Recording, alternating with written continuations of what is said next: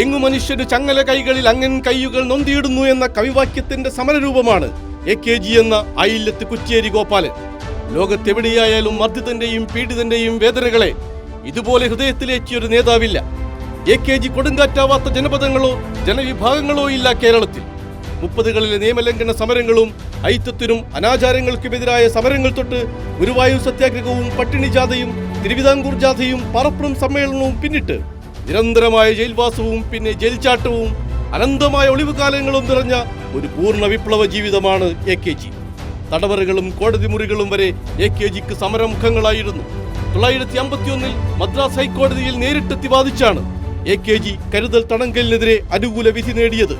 Indian നിയമ ചരിത്രത്തിലെ തന്നെ അത്യപൂർവ അധ്യായങ്ങളിൽ ഒന്നാണത്.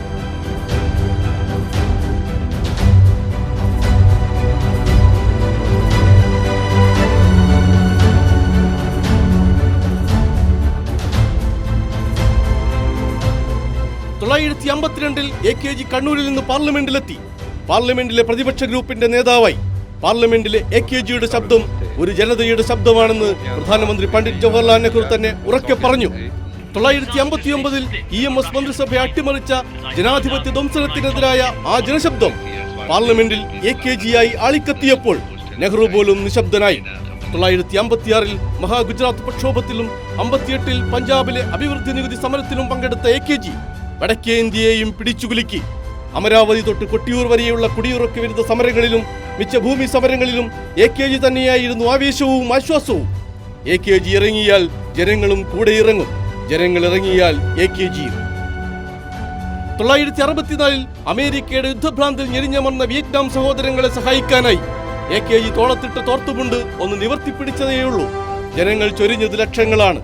അടിയന്തരാവസ്ഥക്കാലത്ത് രോഗക്കിടക്കയിൽ നിന്ന് വരെ ചാടി എഴുന്നേറ്റ് വന്ന് സമഗ്രാധികാരത്തിനെതിരെ സമരം നയിച്ചു.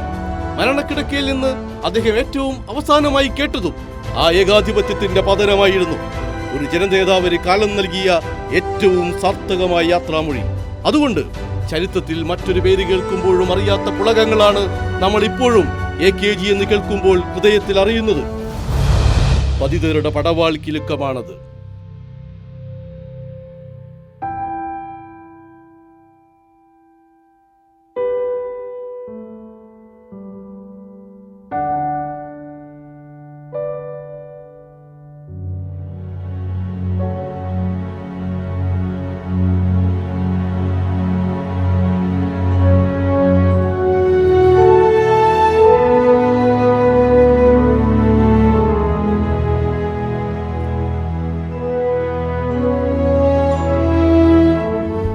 ബിജു മുത്തത്തി, കൈരളി ന്യൂസ്.